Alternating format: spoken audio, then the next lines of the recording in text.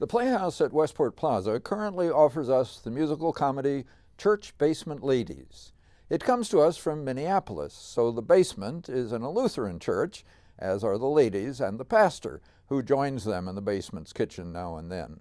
The characters and the humor mix the universal and the local, with a pretty fair proportion of local. The hot flashes that affect Mrs. Gilmer Gilmerson are pretty much universal, I guess. The lutefisk that they're preparing for a holiday celebration, more local. But if you've spent much time with Garrison Keillor's old Prairie Home Companion, you should be able to follow Church Basement Ladies without much trouble. Keillor would sometimes dig a little deeper into the dark side of Minnesota life. This one stays pretty much on the surface. The ladies do disagree sometimes. Mrs. Snoostad, the oldest of the group and the firmest upholder of tradition, one does not serve lasagna, as she calls it, at a Norwegian Lutheran funeral. She worries that young Signe Engelson may be bringing back bad things from the city, that's Minneapolis, where she is now a college student. Vivian Snostad remembers when Signe's mother, Karen Engelson, was a little rebellious at her daughter's age, and she has a whole song about the dangers and temptations of the city. But the Church Basement Ladies all join in the kitchen anthem, the Pale Food Polka, as they strike up the bland. Time passes and the food moves through the kitchen for the funeral of the church's custodian, who fortunately left them enough scrap lumber to keep them warm until someone figured out how to make his furnace work.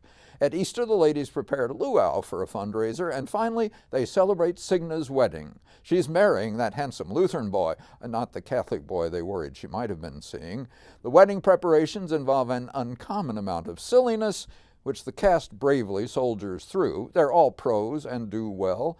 I think they've been doing this show for a while. Its writers, Janet Letnes Martin, Suzanne Nelson, and Kurt Wolin, have, I believe, spun off other versions. As you said, Jerry, it seems to be the Lutheran version of Nonsense, though perhaps not quite as clever as the earliest versions of that fruitful franchise. Janet Payon plays Vivian Snostad, with her strictly traditional cuisine warmed by a big heart.